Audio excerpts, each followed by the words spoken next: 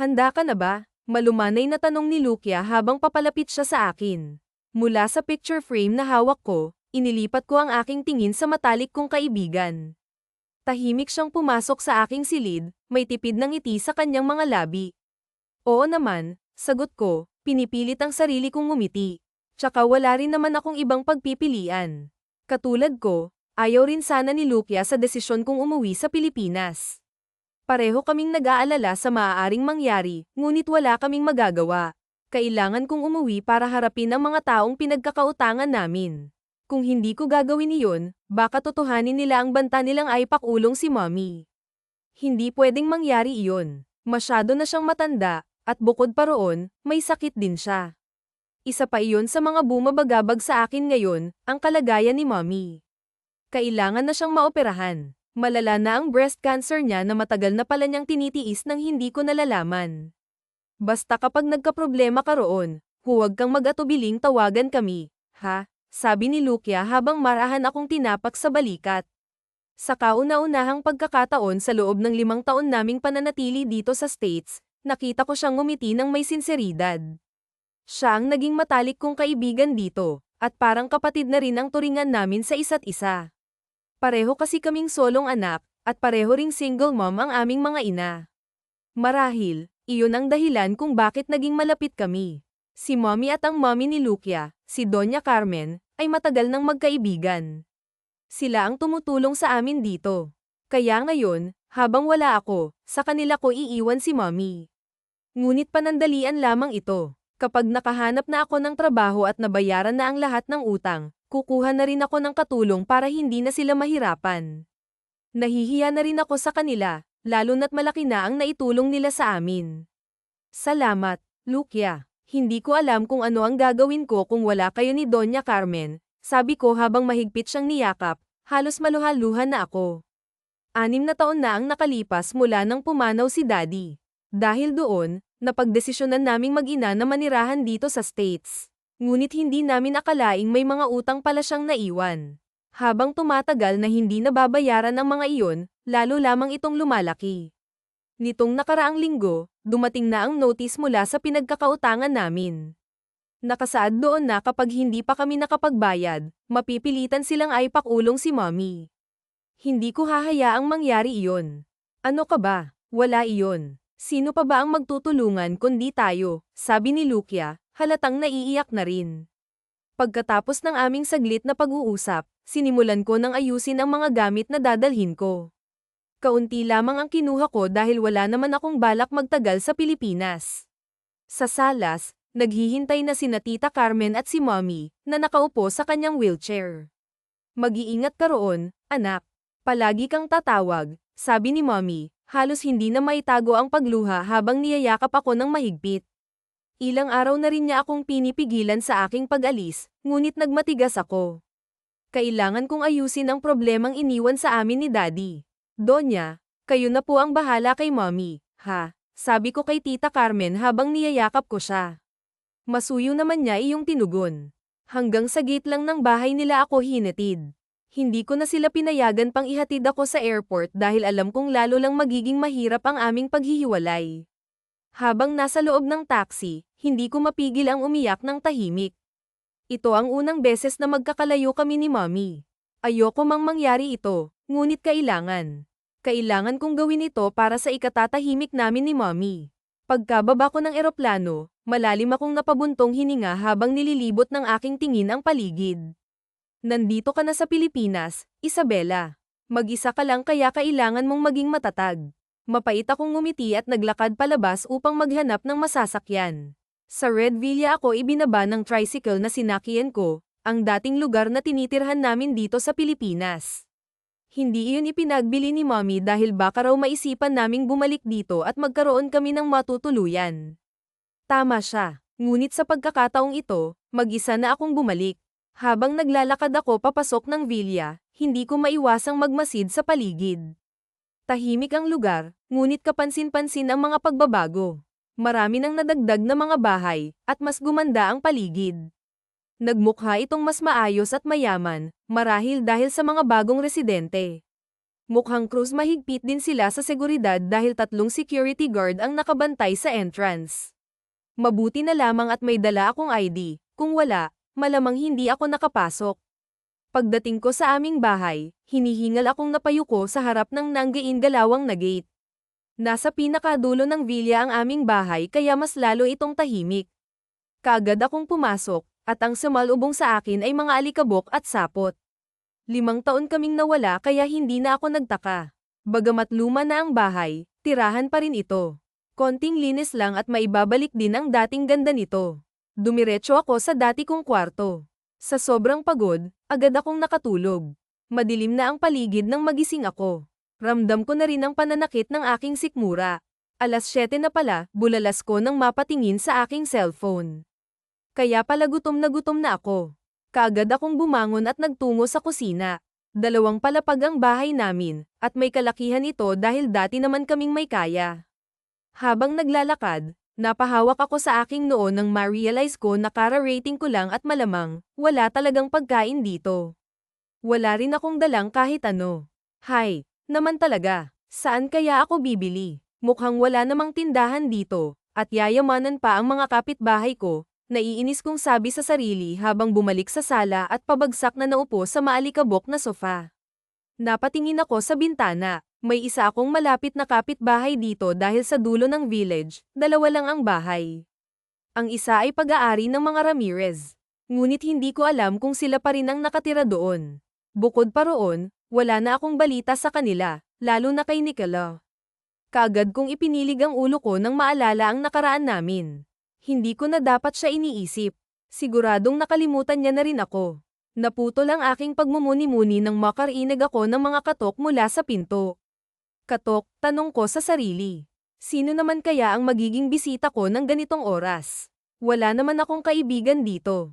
Nang hindi tumigil ang mga katok, nagpa siya akong buksan ang pinto. Isang matangkad at gwapong lalaki ang tumambad sa akin. Hay, bati niya sabay ngiti. Mukha naman siyang mabait. Sino ka? Tanong ko, bahagyang kunot ang noo. Anong kailangan mo? Mahigpit ang ginawa kong paghawak sa pinto, handa akong isara ito kung sakaling may masama siyang gawin. Alam ko kasing bagong dating ka lang, kaya naisip kong baka gutom ka, nakangiti niyang sagot habang itinataas ang 2 Tupperware na naglalaman ng kanin at afritada. Kaagad kong naamoy ang masarap na aroma ng afritada, at naramdaman ko ang muling pagsakit ng aking tiyan. Gutom na talaga ako. Sino ka muna? Tanong ko ulit, kahit pa gustong-gusto ko nang kunin ang pagkain. Hindi pa rin tama na magtiwala agad sa isang estranghero. Napailing siya habang marahang kinamot ang gilid ng kanyang kilay. Gabriel Cruz, kaibigan ni Nicola. Diyan kami nakatira, sa tabi lang ng bahay niyo. Kaagad na nagsalubong ang aking kilay nang marinig ang pangalan ni Nicola. Kung ganun, doon pa rin sila nakatira. Pinapabigay niya ba ito? Tanong ko ulit, bahagyang nag-aalangan. Hindi kasi maganda ang huling pagkikita namin. Pinahiya ko siya noon sa plaza, kaya sigurado akong galit na galit siya sa akin. Pero anyway, matagal na naman iyon, baka bumait na siya, dagdag ko, pilit na binabalewala ang alaala ng nakaraan. Muli na namang kinamot ni Gabriel ang kanyang batok, halatang naiilang. Hindi ang totoo, ayaw niya akong dalhan ka nito. Ako lang ang nagpilit, naisip ko kasi baka wala kang pagkain. At salamat. Hindi ko na siya pinatapos. Agad kong kinuha ang Tupperware mula sa kanya. Kahit ngayon ko lang siya nakita, mas may tiwala pa ako sa kanya kaysa kay Nicola. Never ko na yatang pagkakatiwalaan ang lalaking iyon. Pagpasok ko sa bahay, kaagad kong nilantakan ang pagkain. Hindi ko alam kung gutom lang ba ako o sadyang masarap ang pagkakaluto ng afritada. Pero naubos ko iyon lahat nang hindi ko namamalayan. Nang matapos akong kumain, agad ko ring hinugasan ang pinaglagyan at napagpasyahang bukas ko na lang ito isusuli.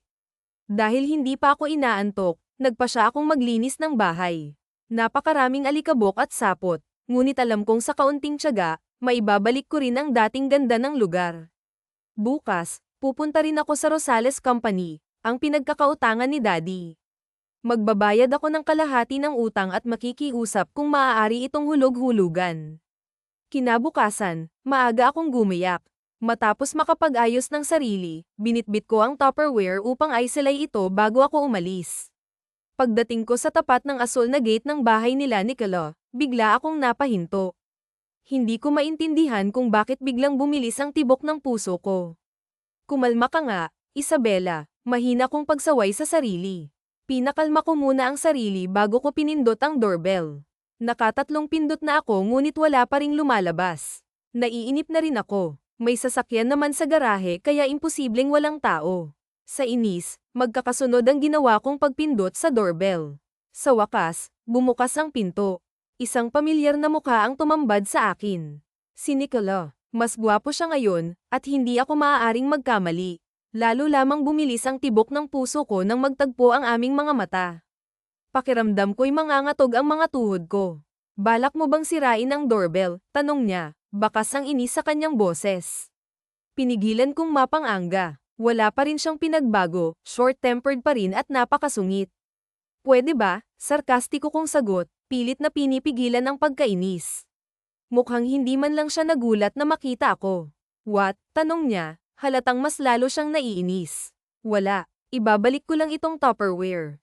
Paabi kay Gab, salamat, sagot ko habang iniabot ang Tupperware sa kanya. Nang makuha niya ito, agad ko na rin siyang tinalikuran. Hindi ko kayang harapin siya ng matagal. Hindi ko akalain na ganito ang magiging itsura ng lalaking pinahiya at binasted ko noon. Gwapo naman siya noon pa, pero mas lalo ngayon. Para na siyang artista. Parang napakalayo na niya sa akin.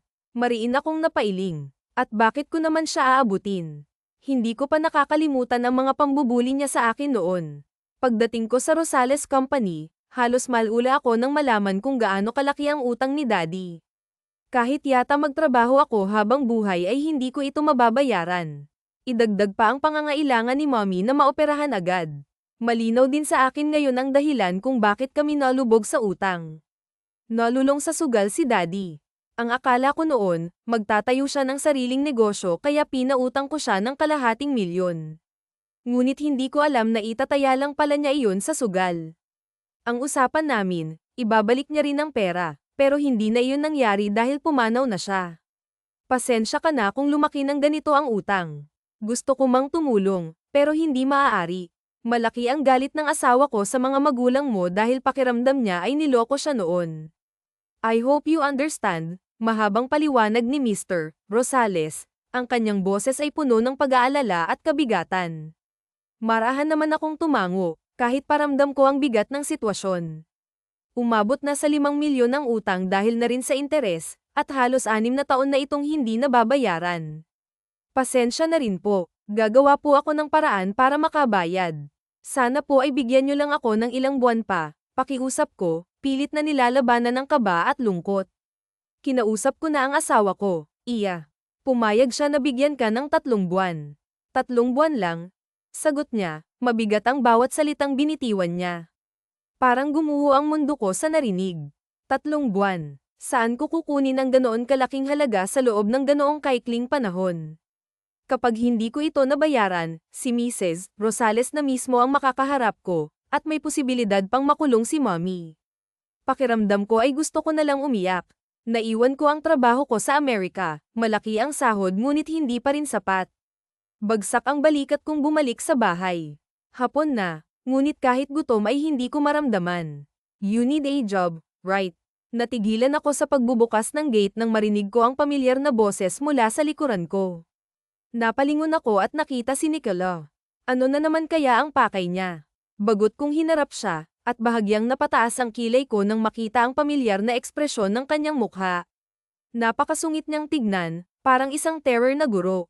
I have a proposal for you na alam kong hindi mo matatanggihan dahil kailangan mo ng malaking pera, sabi niya, diretso at puno ng kumpiyansa. Bakit mo alam? In-stock mo ba ako? Tugon ko, sabay taas ng kilay. Teka, hindi ka pa ba nakaka-move on sa pambabasted ko noon? Sagot niya, may halong pang-aasar. Matagal ko nang nakalimutan ang nakaraan, malamig kong sagot. Nandito lang ako dahil mukhang kailangan mo ng tulong. That's it. I rolled my eyes at sinagot siya, hindi ko kailangan ng tulong mo. 1 million monthly. Depende pa yun sa galing mo, seryoso niyang sabi. Wait, what? Para akong nabingi sa narinig. Hindi makapaniwalang tinignan ko siya. Ang lalaking laging galit sa akin at mainit ang ulo ay nandito ngayon, nag-aalok ng trabaho, 1,000,000 kada buwan. Pilyo siyang napangisi habang tumatango-tango. Just be my bed warmer. Ramdam ko ang pag-akyat ng dugo sa ulo ko. Sira ulo ka pala, eh. Tingin mo sa akin bayarang babae, sanggol ko, kulang na lang ay sapakin ko siya. I didn't say that. Besides, sa akin ka lang naman magpapabayad, sagot niya. Tila wala pa ring pakialam sa galit ko. Tinignan ko siya ng masama, na para bang gusto ko siyang itaboy palayo. Umalis ka na nga, Nicola, baka kung ano pang magawa ko sa'yo, mariin kong sabi, pilit na pinipigilan ang sarili ko. Okay, sagot niya, seryoso ang ekspresyon. Bibigyan kita ng isang araw para mag-isip. Marami akong babaeng pagpipilian, kaya kung ako sa'yo, magdedesisyon ka na agad. Pagkatapos niyang bigkasan iyon, tinalikuran niya ako at naglakad palayo, nakapamulsa pa. Naiwan akong tulala, windang sa loob ng bahay habang iniisip ang kanyang sinabi. Tama siya, marami nga siyang pwedeng pagpili ang babae. Hindi lang kasi siya basta-bastang tao. Kanina, habang nakasakay ako sa jeep at na-traffic, nag-research ako tungkol kay Nicola. Halos malula ako nang malaman kung gaano na siya ka-powerful. Hindi lang siya sikat bilang artista, marami rin siyang pinatatakbong negosyo, at halos lahat ng iyon ay kilala sa loob at labas ng bansa. Pero bakit ako ang naisip niyang alukin? Hindi kaya balak niya akong gantihan. Pero imposible, dahil mukha namang gusto niya rin akong tulungan. Kung papayag man ako sa alok niya, parehas naman kaming makikinabang. Ngunit sa huli, mas nanaig sa akin ang pagmamahal ko kay mommy. Tama sila, hindi tayo mapapakain ng pride natin. Hindi nito maisasalba ang sitwasyon namin.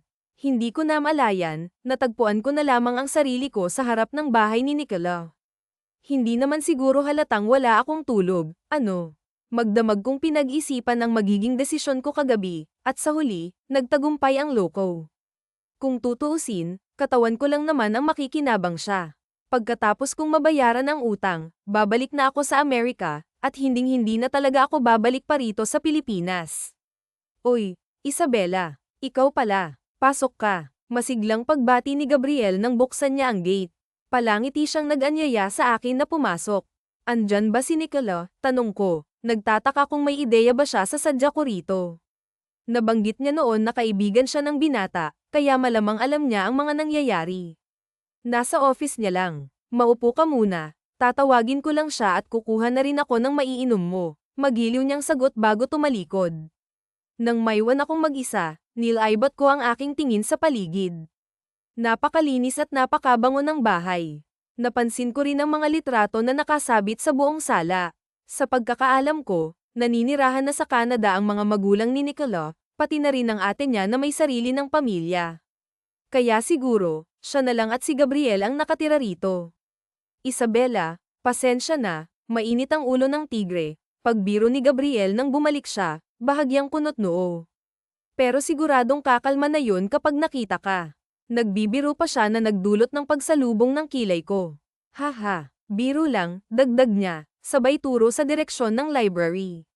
Doon na raw kayo mag-usap. Mukhang seryoso yata ang pag-uusapan niyo, aniya, tila nagtatanong. Nagtataka tuloy ako kung hindi niya alam ang dahilan ng pagpunta ko rito. Huminto kami sa tapat ng isang asul na pintuan.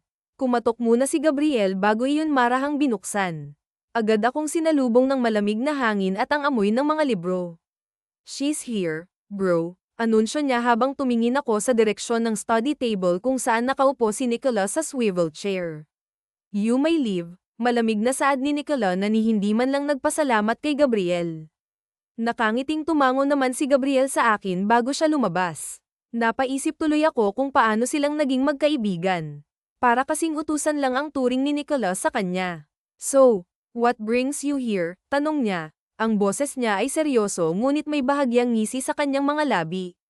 Mataman siyang nakatingin sa akin habang nilalaro ng kanyang mga daliri ang itim na ballpen. Tila ba alam na niya ang dahilan ng pagpunta ko rito. Napairap na lamang ako. Pilit na pinipigilan ang pagkulo ng dugo ko sa kanya. Tinatanggap ko ang alok mo, diretsahan kong sagot, pilit na pinananatili ang kalmadong boses. Goods, sagot niya na tila walang emosyon. Tumayo siya mula sa kanyang upuan, Kinuha ang isang puting folder mula sa ibabaw ng mesa, at iniabot iyon sa akin. Sa bahagya niyang paglapit, nalanghap ko ang mabango niyang pabango na tila'y nagpatigil sa akin ng sandali. Napapikit ako ng bahagya, pilit na nilalabanan ng epekto nito sa akin. That's the contract. Pwede mo nang pirmahan, aniya, diretso at walang paligoy-ligoy. Sa muling pagmulat ko ay nakaupo na uli siya at salubong na ang kilay na nakatingin sa akin. Nahihiya tuloy akong nag-iwas ng tingin. Bago pumirma ay binasa ko muna ang mga nakalagay sa kontrata. Inuulit ko, wala akong tiwala sa kanya, maganda na yung nag-iingat. Saka nakakapagtaka rin ng malaking halagang ibabayad niya sa akin. Ano yun? Para sa init ng katawan handa siyang magwaldas ng milyon. At sa akin pa talaga. Hindi ba dapat ay galit siya sa akin? Dapat gantihan niya ako. Pero hindi sa lagay ay para niya akong tinutulungan. Kailan matatapos ang kontrata? Tanong ko, wala kasing nakasulat doon. Kung kailan ang mga nakasulat lamang ay ang mga dapat at hindi ko dapat gawin habang nasa ilalim kami ng kasunduan. Nakangising nakapangalumbaba siya sa table at tila'y nag-iisip habang nakatingin sa akin. Hindi ko tuloy maiwasang may lang. Siguro kapag pinagsawaan na kita. Hindi makapaniwalang tinignan ko siya. Kailan yon? Natawa siya sa naging reaksyon ko, lalo lang tuloy akong naasar sa kanya. Teka, pinagtitripan niya lang yata ako Hindi ako nakikipagbiruan, Nicola. Do I look like one? Sumandal siya sa pagkakaupo, kinagat-kagat ang ballpen. But don't worry, madali lang naman akong magsawa. Pumirma ka na, marami pa akong gawin. I rolled my eyes. Fine. Kinuha ko ang ballpen, akma ako ng pipirmahan ng hawak ko nang bigla akong may maalala. Kailan pala ako titira dito? Nakasaad din kasi sa kontrata na kailangan naming magsama sa iisang bubong para madali niya lang akong magagamit kapag nakaramdam siya. Lukyaihim kong nakagat ang labi ko sa isiping yon at hindi ko maiwasang makaramdam ng konting kirot. Oras na para pirmahan mo yan, tugon niya sa papel na nakatingin. Marahan na lang akong napatango bago tuluyang pinirmahan ng papel. Pagkatapos pumirma ay agad na rin akong nagpaalam sa kanya para kunin ang kaunti kong gamit sa bahay. Nakasalubong ko pa sa sala si Gabriel na bahagya pang nagulat nang makita ako. Oh, aalis ka na kaagad? Saglit naman akong natigilan sa tanong niya. Wala ba talaga siyang alam sa magiging setup namin ni Nicola?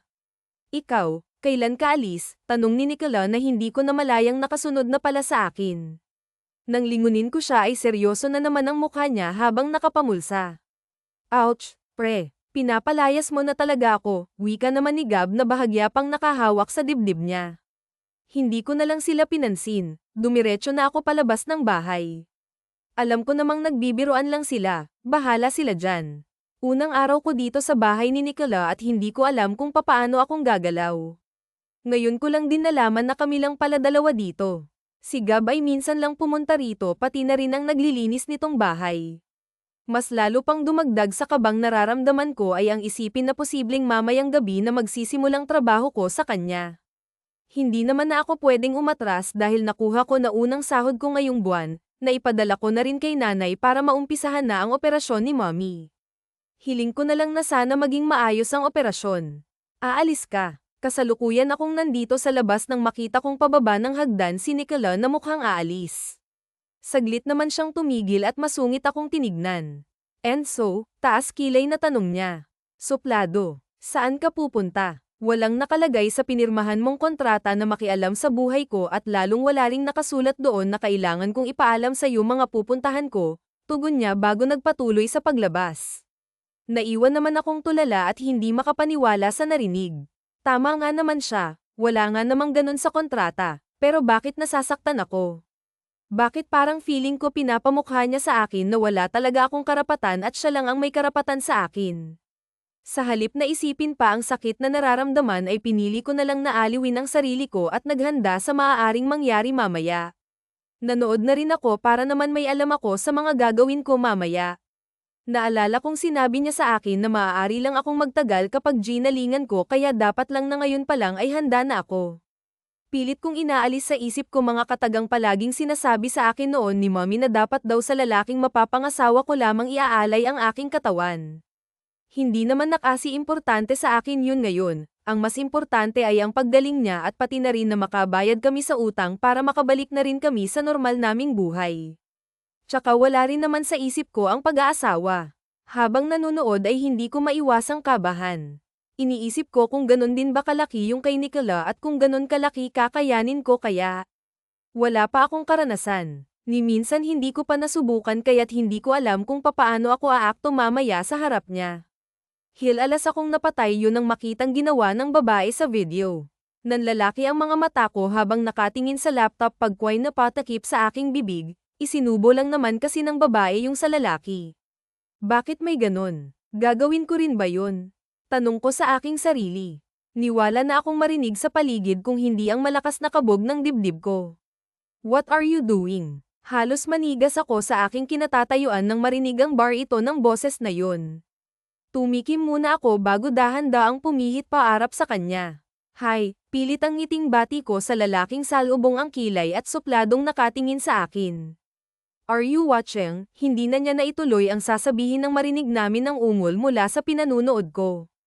Halos manlaki ang mga mata ko nang maalalang nanunood nga pala ako at nakalimutan kong eye off.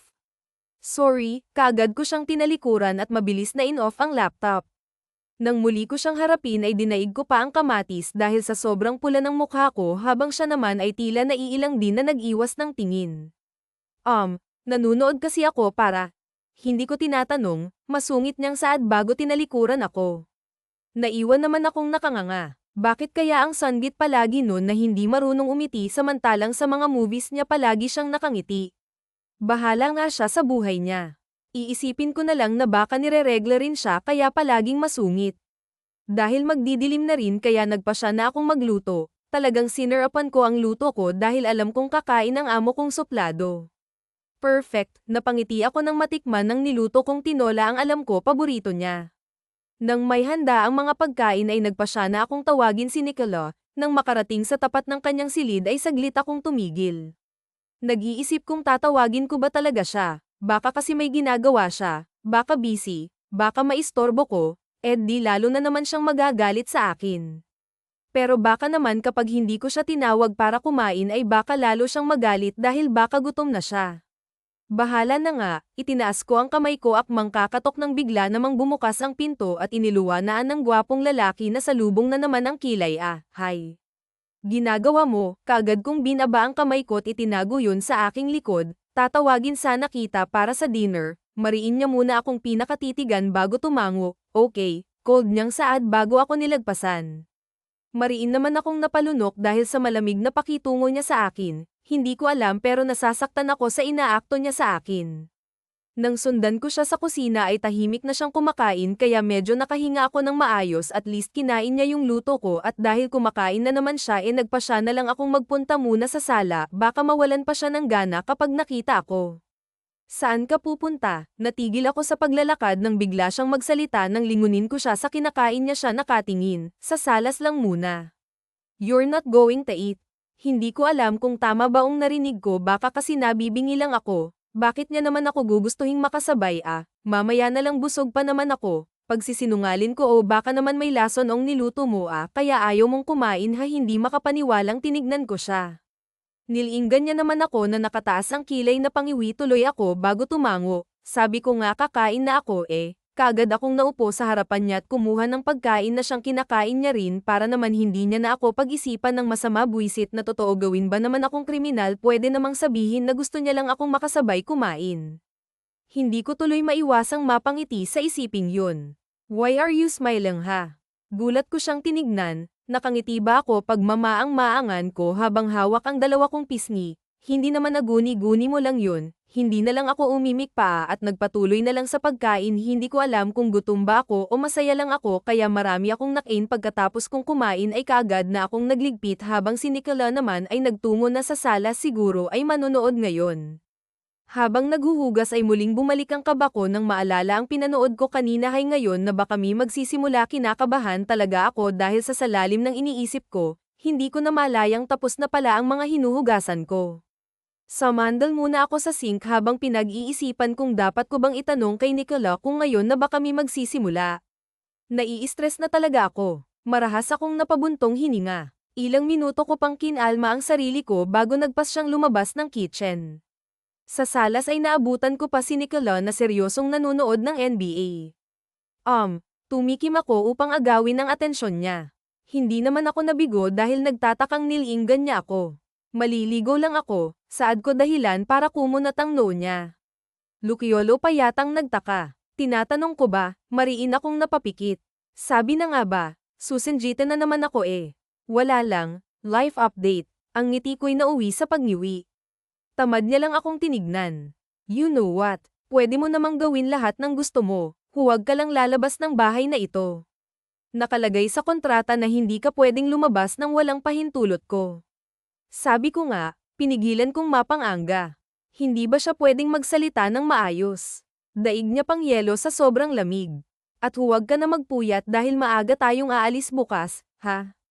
Saan tayo pupunta? May shooting bukas for my upcoming movie. May kalayuan kaya naisipan ko na lang na isama ka. Why? Ayaw mo, hindi magkakasunod akong napailing. Good. Now go upstairs and please huwag mo na sabihin sa akin ang mga gagawin mo dahil wala naman akong pakialam, yun lang at ibinalik niya na sa TV ang paningin. Saglit naman akong natulala sa sinabi niya. Kung ganun, ibig sabihin bang hindi pa namin gagawin ngayon? What? Tanong niya nang mapansing nakatayo pa rin ako. Itatanong ko lang sana kung huminga ako ng malalim pilit inaalis ang bara sa aking lalamunan. Kay kung, paano ko ba sasabihin? You're wasting my time here, Isabela. Hindi pa ba tayo magtugtog? Mariin akong napapikit ng mapansing napalakas ang pagkakasabi ko noon, tuloy ay napanganga sa gulat si Nicola tila hindi makapaniwala sa narinig. Pero saglit lang yun dahil kaagad yung napalitan ng pilyong ngisi. Bakit? Hindi ka na ba makapaghintay? Napaatras ako nang tumayo siya at dahan-daang lumapit sa akin. At sigurado ako, papusok na naman ang sobrang pula ng mukha ko ngayon. I didn't know that you are wild, Isabela. Halos magtasan ng balahibo ko nang tuluyan na siya makalapit sa akin. Ang kaninang malamig niyang tingin ay napalitan ng tila ng aakit na tingin. Geji, malakas ko siyang naitulak at mabilis na pumanhik sa taas. Kinaumagahan nga ay maaga kaming gumayak ni Nicola. Mga importanteng gamit lang ang dinala ko. Sabi niya kasi na baka abutin kami doon ng 1 linggo. Gusto ko sanang itanong kung saan yun, medyo na-excite kasi ako kaso baka sanjitan na naman ako so huwag na lang. Saglit din naming hinintay ang van na susando sa amin. Halos mamangha ako nang makita ko kung gaano kaganda at kalawak ang loob ng itim na van. Hindi na ako magtataka kung sabihin niyang pag-aari niyang van na ito, sa sobrang yaman ba naman niya. Kahit hindi siya mag-artista ay mayaman talaga siya sadyang pangarap niya lang talaga ang mag-artista. Bagay din naman sa kanya dahil napakagwapo niya. Sa pagkakaalam ko pa ay palaging action move ang pinagbibidahan niya, bagay din mukha siyang maangas. Sa napanood ko pang movie niya ang galing niyang humawak ng barrel at ang hot niya lalong tignan. Halos 5 oras din ang naging biyahe bago kami nakarating sa destinasyon. Huminto ang van sa napakalaking parking lot nang bumaba ako ng sasakyan ay kaagad akong sinalubong ng sariwang hangin. Amoy pa lang ng hangin ay alam kong malapit lang kami sa dagat. Hindi nga ako nagkamali dahil paglabas pa lang namin ng parking lot ay bumungad sa akin ng malawak at malinis na dalampasigan. Payapa ang asol na dagat sa sobrang linis ay aakalain mong walang naliligo doon, pero mukha ngang walang naliligo. Wala kasi akong makita kahit isang naliligo doon. This is one of my private property, wika ni Nicola na nasa aking likuran na pala. Ang mga gamit namin ay kita kong dala ng 3 niyang tauhan, yun din ang mga samando sa amin kanina. Ang ganda. Pero bakit walang tao? Saglit niya akong sinulyapan, nakapamulsa siya habang nililipad ng hangin ang ilang hibla ng buhok niya. Parang mas maganda pa siyang pagmasdan kaysa sa dagat. Sinadyang huwag magpapunta ng tao ngayon dahil sa gaganapin na shooting, tugon niya. Marahan naman akong napatango. Look, let's go. Anya bago ako tinalikuran. Pinanood ko muna siyang maglakad bago ko siya sinundan. Nakakapagtaka lang, maayos niya akong kausapin ngayon. Kaya niya naman pala akong pakitunguhan ng maayos, sana palagi na lang. Tulad ng inaasahan ko'y iisa lang silid na inukupan namin ni Nicola, mas pabor naman yun sa akin para hindi na siya mahirapan na puntahan ako kung sakaling gawin na namin ang kasunduan. Nandito lang ako sa silid at pilit na natutulog kanina. Pagkatapos naming kumain ay sinabihan niya akong magpahinga habang siya naman ay pupunta sa kanyang manager. Wala naman siyang sinabi na bawal akong lumabas pero dahil ayoko naman siyang magalit na naman kaya nagpa siya na lang akong manatili dito. Sa lalim ng iniisip ay hindi ko na maalaya na nakatulog na pala ako at madilim na nga nang ako'y maalimpungatan. Kaagad akong bumangon na maalalang kailangan ko pa palang magluto ng dinner. Hindi inuutos ni Nicola, pero gusto ko pa ring magluto. Hindi ko alam, pero gusto ko yung feeling na pinagsisilbihan ko siya. Nang mapadaan ako sa salas ay wala pa ring bakas ni Nicola.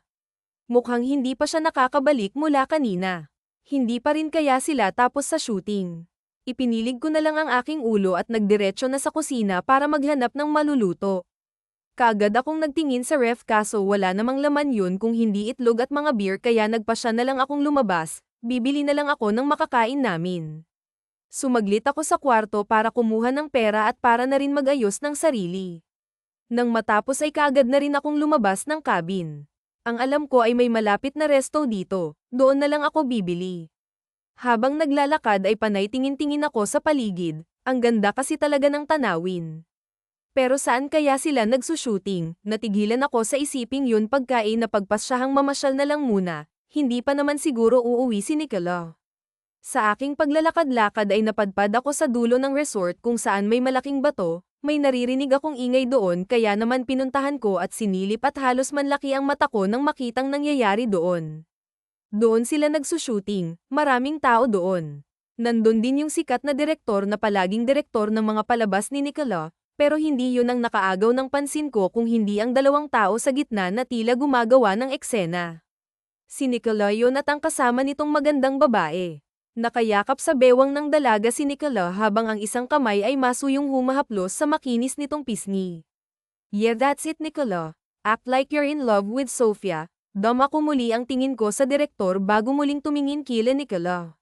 Mas lalo lang yatang nanlaki ang mata ko nang makitang dahan-daang lumalapit ang mukha ni Nicola sa dalaga.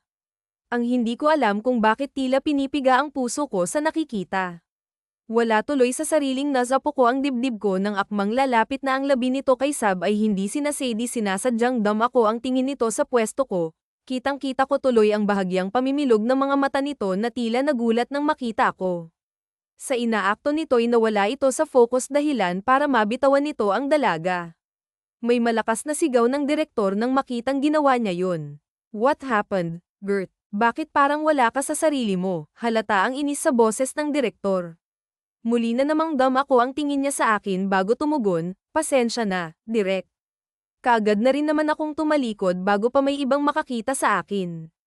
Hinahanda ko na rin ang sarili ko para sermon na ni Nicola mamaya.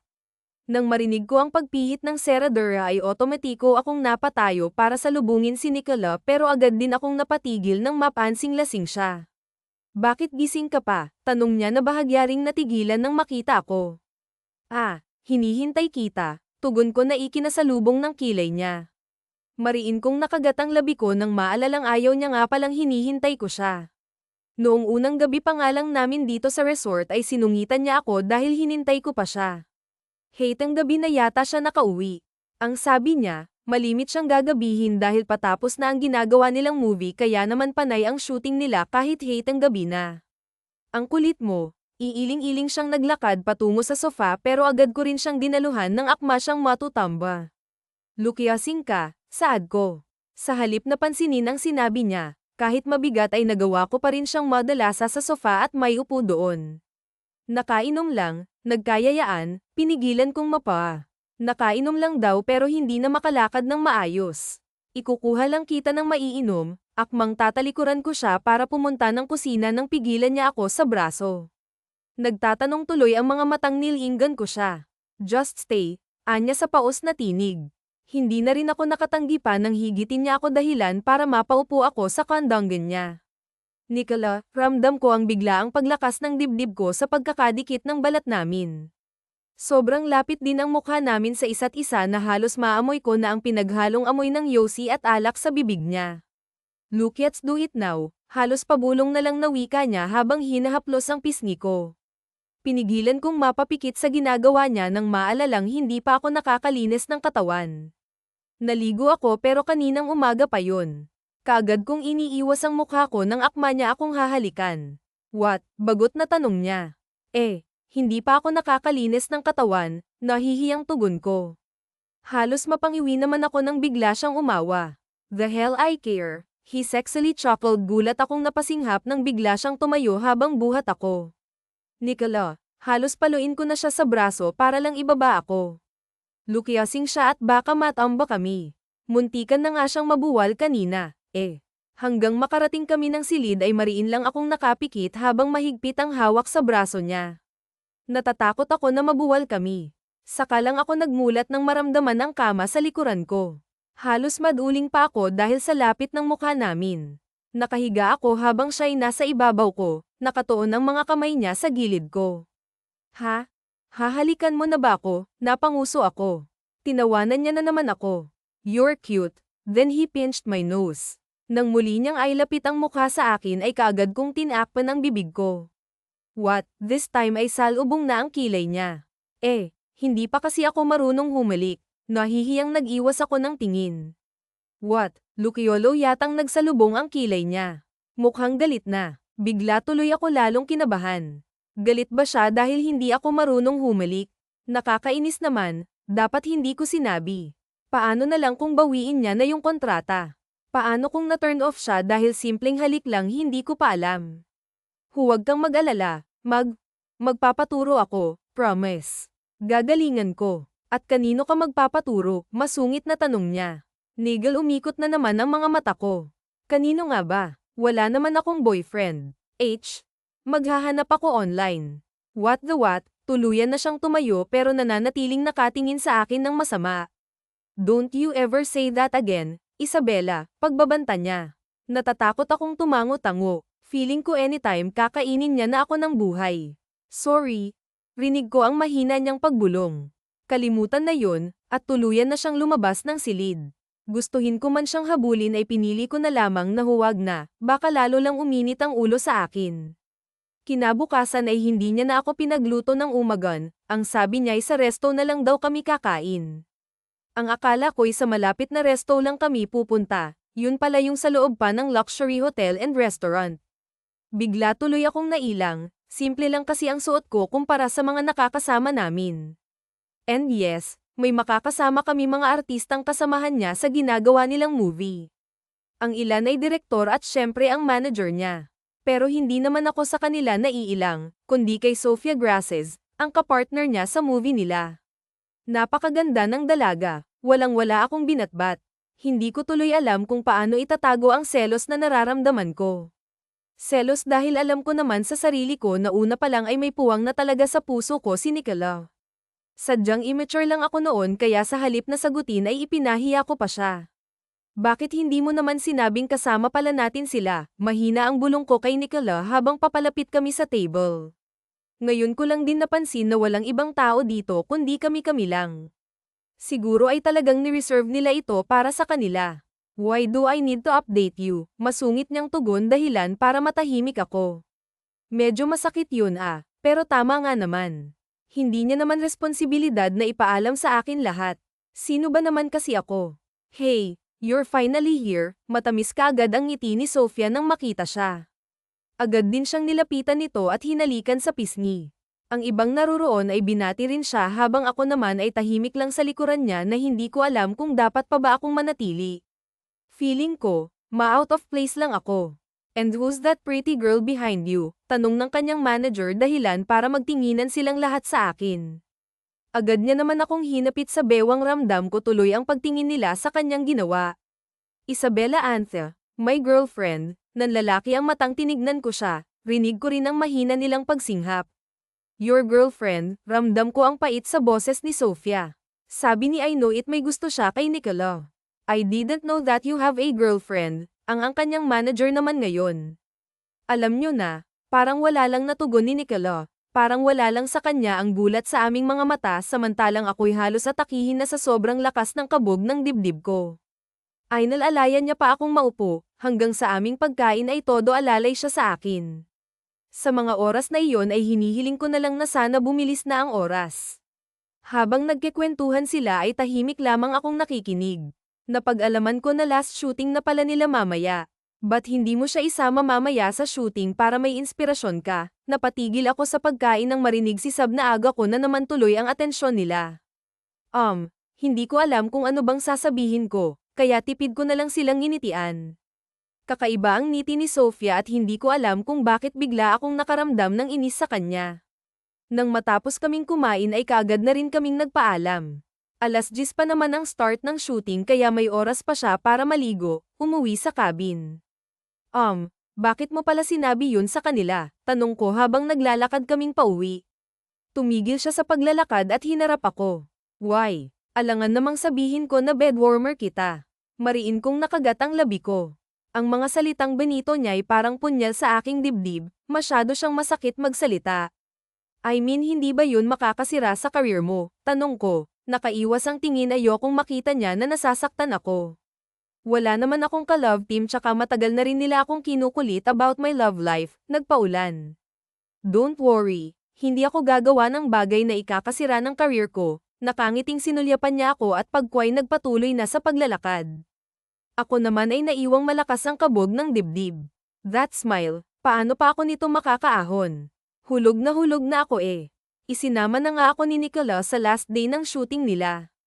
Ngayon nga'y kasalukuyan kaming nandito sa dressing room nila bukas ay pabubuksan ko na ang resort since last day naman na ngayon ang shoot.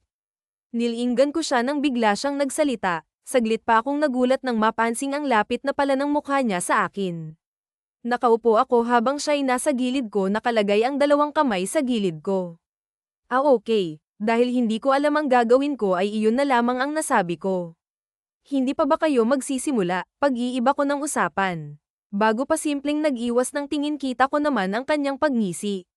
Mamaya pa yun, masuyo niyang tugon. Feeling ko ay natigil ko ang aking paghinga nang hawakan niyang baba ko para iharap ang mukhaak sa kanya. So wala ka pang first kiss ha? Tanong niya na sa mga labi ko nakatingin mariin tuloy akong napalunok.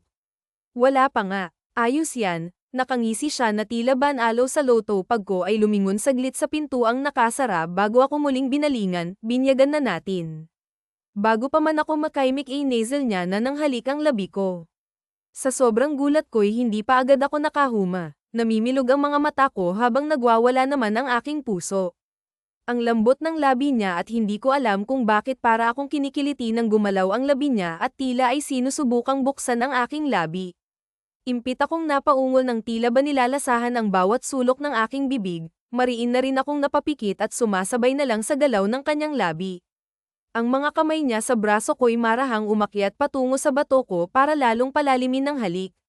Lukya umipat ang halik niya si pisngi ko pababa sa aking leeg dahilan para lalong mag-init ang aking pakiramdam tinalo ng init na nararamdaman ko ang lamig ng aircon. Nicola, get ready. Magsisimula na tayo in 10 minutes. Yung susuotan mo nakita mo na ba? Kaagad ko siyang naitulak nang marinig ang boses ng assistant niya. Mabilis rin akong tumayo. Tinalikuran siya sa oras na ito'y wala akong ibang maramdaman kung hindi ang hiya feeling ko pulang-pula na ang mukha ko.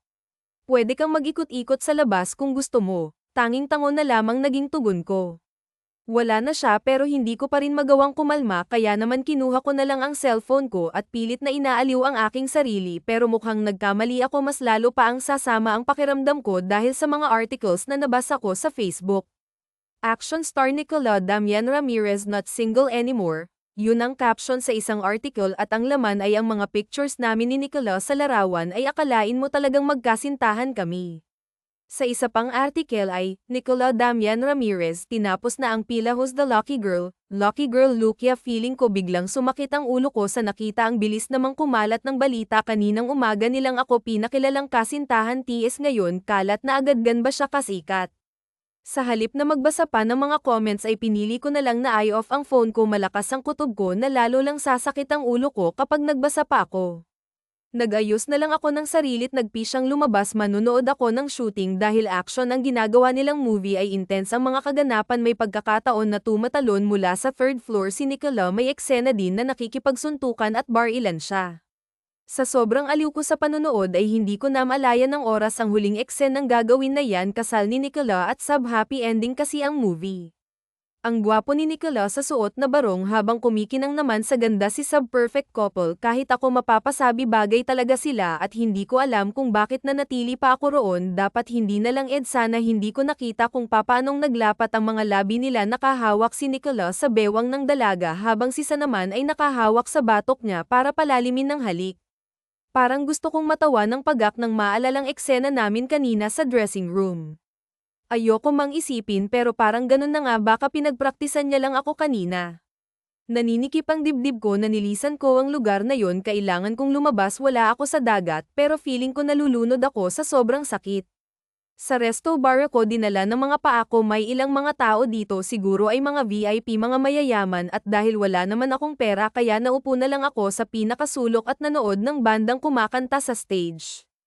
Parang gusto ko na namang matawa ang lungkot kasi ng kanta parang Nana Nadia buwisit ang sakit pala saad ko hindi ko namamalayang kanina pa pala ako umiiyak. Kapag nagmahal ka ng taong hindi ka naman mahal, nilinggan ko ang lalaking bigla na lang sumulpot gwapo maputi mukha siyang makulit may hawak siyang 2 baso na naglalaman ng alak, drinks, alok niya bago naupo sa bakanteng upuan pinigilan kong umirap hindi man lang kasi nagpaalam. No thanks. Paimpol kong pinunasan ang aking mukha nakakahiyang makita niya na umiiyak ako. Javier nga pala, you can call me yours, pagbibiro niya na pangiwi naman ako habang nakatingin sa nakalahad niyang kamay. Biro lang ang seryoso mo masyado, hindi ko siya pinansin sa halip ay muli kong ibinaling ang tingin sa mga kumakanta. Gusto mo bang malaman kung mahal ka rin niya ha? Gulat at nagtatakang nilinggan ko siya pero nakatingin na rin pala siya sa stage. Pagselusin mo, nilinggan niya ako pag ko ay kinindatan. Anong sinasabi mo naguguluhang tanong ko pero bago pa man siya makasagot ay bigla nang sumulpot na ang 2 tauhan ni Nicola. Ma'am pinapauwi na po kayo ni boss, saad ng isang lalaki habang yung isa naman na may kausap sa cellphone ito habang seryosong nakatingin sa akin at kay Javier.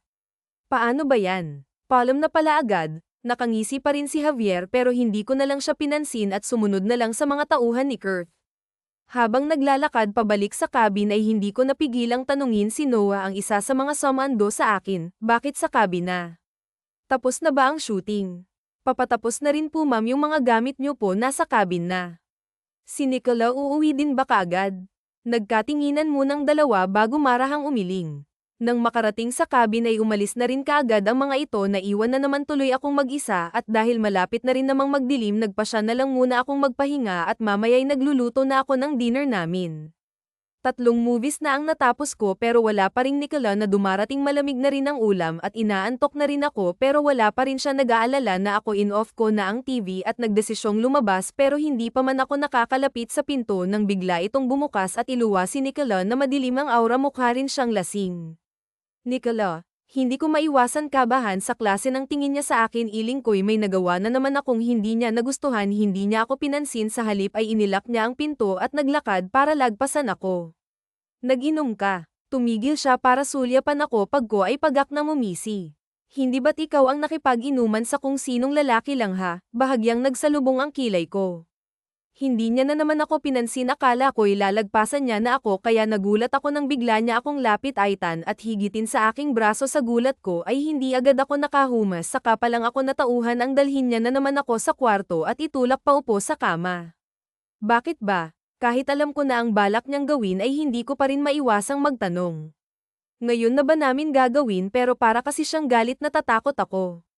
Hindi siya sumagot sa halip ay tinulak niya ako pahiga bago pumababaw sa akin hindi na rin ako nakaiwas pa ang sila niya na ako ng halik mapusok at malalim ang ginagawa niyang paghalik tingaba nagmamadali siya ang mga kamay niya ay naglulumikot na sa aking katawan ang kabang nararamdaman ko tuloy ay nahaluan na ng init ng katawan dahil sa sarap ng sensasyong nararamdaman ko ay hindi ko na namalaya na naalis niya na pala ang aking saplot saglit siyang tumayo upang pagmasa ng kahuberan ko at dahil maliwanag ay malaya niyang nakikita ang bawat sulok ng katawan ko nahihiyang nag-iwas na lang ako ng tingin saka ko lang siya muling tinignan nang maghubad din siya ng suot niya mabilis na nag-init ang mukha ko makitang nasa pagitan ng hita niya muling nanambalik ang aking kababahagya pa akong napaatras nang humakbang siyang papalapit sa akin.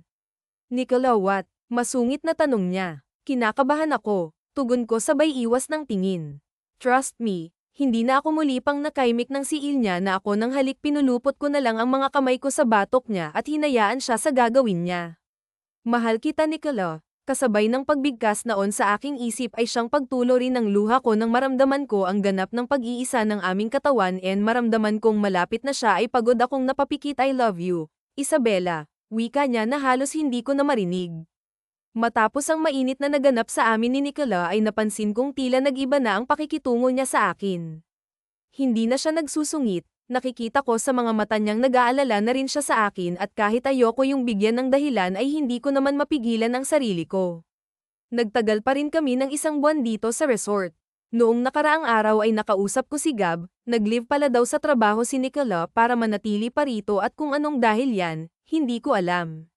Baka gusto lang magpahinga sa stress tsaka sa pagiging hardworking niya, deserve niya talagang mag-unwind. Dahil maaga pa lang ay nagpasya na lang muna akong maglakad-lakad sa tabing dagat. Ilang araw pa lang simula nang pabuksan muli ang resort, pero dagsa na agad ang mga tao, karamihan pa sa kanila yung mga kabataan. Nahirapan pa nga akong maghanap ng bakanteng kubo dahil halos lahat ay may umuukupa na. Sa pinakadulo na ako nakahanap ng kubo, good thing dahil kokonti lamang ang tao doon. Bago tuluyang pumunta sa kubo ay dumaan muna ako sa nagtitinda ng mga kakanin since kape lang naman ang inalmusal ko kanina. Noong magising kasi ako ay wala na si Nicola, pero may iniwan siyang breakfast, hindi ko lang nagawang kainin dahil bigla na lang sumama ang sikmura ko nang maamoy ko ang bawang na nakahalo sa sinangag. Dahil may nauna sa aking customer ay naghintay na lang muna ako sa gilid. Sakto pa na may dumating pang 5 kababaihan, kaagad akong napatungo nang mapatingin sila sa gawi ko. Kita ko pang nagbubulungan sila. Hindi ba siya yung nobya daw ni Nicola? Oo nga, hawig niya. Hindi ko alam kung bulungan pa ba yun samantalang naririnig ko naman. Hindi naman pala kagandahan, mas maganda pa rin si Sofia, mas bagay din sila ni Nicola. Baka naman kasi magaling yang mangakit, siguradong pangkama lang siya ni Nicola, hindi naman ang katulad niyang seseryosohin nun. Noang him, sobra siyang sikat para lang pumatol sa isang hindi. Ito pa ako ng maputing babae bago umirap. Babaeng wala namang maipagmamalaki, dagdag pa nito bago sila nagtawanan. Gustuhin ko mang pumatol ay pinili ko na lamang na umalis doon. Tama naman sila, pangkama lang ako. Dahil nawalan na ako ng gana ay nagpasya na lang ako na bumalik ng cabin at pilit na pinipigilang huwag maiyak. Masakit pala talagang masampal ng katotohanan. Nang makarating sa cabin ay diretso akong pumasok na sana pala hindi ko na lang ginawa. Naistorbo ko patuloy sila Nicola at Sofia. Nakahiga ang dalaga sa sofa habang nasa ibabaw niya naman si Nicola. Tila nagulat din sila nang makita ko kaya mabilis na tumayo si Nicola, diretsong nakatingin sa akin at hindi ko mabasa kung ano bang nasa isipan niya ngayon. Sorry, hindi ko alam, malamig na pagkakasabi nito. Kaagad naman akong napaatras, akmang tatalikuran ko na sila nang muli siyang magsalita. Lukiv, Sofia, gulat akong natigilan at naguguluhang napatingin sa kanila. Malamig ang nakatingin siya sa dalagang mangiyak-ngiyak na. Alam kong hindi mo siya mahal, Nicola. Paano mo nasabi? Sarkastikong natawa siya pagkuway humakbang palapit sa akin. Sa simula pa lang si Isabela ang tinitibok ng puso ko at hindi yun nawala kahit lumipas pang maraming taon. Siya lang ang babaeng gusto kong pagsilbihan at makasama habang buhay. Sinabi niya yun habang diretsong nakatingin sa akin. Hindi ko alam kung ano bang trip niya, pinagtitripan ba nila akong dalawa, pero hindi ko naman maitatanggi ang pag-ahon muli ng pag-asa sa puso ko. Ang mga mata niya kasi ay parang sinasabi na paniwalaan ko siya. Hindi ako naniniwala, bago pa man matapos ni Sofia ang sasabihin ay nasailan niya na ako ng halik dahilan para mapasinghap ako sa gulat. Humigpit ang hawak niya sa bewang ko habang pinapalalim ang halik at sa init na dulot nun ay wala na akong nagawa kung hindi ang pumikit at muling magpakaalis na't lahat si Sofia ay hindi pa rin niya nilulubayan ang mga labi ko. Nicola, habol ko ang paghinga ng sas kasi bitawan niya na ako. Matamis niya akong nginitian pagkuway bigla akong binuhat papunta sa silid. Nicolas's point of view magaan ang pakiramdam ko nang magising kinabukasan. Kusa akong napangiti nang mapatingin sa katabi ko, mahimbing na natutulog si Isabela habang nakayakap sa akin. Hanggang ngayon hindi pa rin ako makapaniwala na nandito siya sa tabi ko. Parang noon lang ay palagi kong hinihiling na sana muli ko siyang makita. Pinapangako ko rin noon na kapag nakita ko siya hinding-hindi ko nahahayag kalalaya kami. Tila umayo naman sa akin ang tadhana nang pumayag siya sa inalok ko, hindi naman sana bedwarmer ang iaalok ko, Kasal dapat para mas lalong wala siyang kawala kaso kinain ako ng pride ko ayokong isa-ispin niya na hindi ko pa rin siya nakakalimutan kaya iyon ang naging alok ko sa kanya. But now wala na akong pakialam kahit sabihin niyang hindi ko pa rin siya nakalimutan dahil kahit ipagsigawan ko pa sa buong mundo na mahal ko siya gagawin ko maniwala lamang siya. Nang gumalaw siya at nagkusot ng mga mata ay mas lalo akong ginandahan ang aking ngiti. Gusto kong pagkamulat niya ng mata ay ako agad ang masisilayan niya. Good morning, bakas ang gulat sa mukha niya nang mapansing magkalapit ang mukha namin. Umatras siya ng konti bago tinakpan ang bibig. Cute, hindi ko na siya pinigilan na bumangon siya at tumakbo papuntang CR. Natatawang bumangon na lang din ako at nagpas siyang magluto ng almusal. Buo na ang desisyon ko, simula ngayon hindi ko nalolokohin ang sarili ko. Mahal ko si Isabela at gusto kong malaman niya yun. Isabela on this point of view. Hindi ako magpakali habang kumakain, panay ang sulyap ko kay Nicola na maganang kumakain, mukha rin namang good mood siya. Is there a problem babe? Nag-aalalang tanong niya nang magtama ang tingin namin. Huminga muna ako ng malalim bago siya sinagot, humigpit din ang hawak ko sa pregnancy test na kanina lang ay nasa bulsa ko. Nitong nagdaang araw kasi pansin kong pagbabago ng mood ko. Hindi pa rin ako dinadatnan kaya naisipan ko nang gumamit ng PT at hindi ko alam kung ano bang dapat kong maramdaman. Ilang araw na rin ang nakakalipas nang halikan niya ako sa harap ni Sofia, simulaen ay mas lalo siyang naging sweet and caring sa akin, madalas na ring may nangyayari sa amin.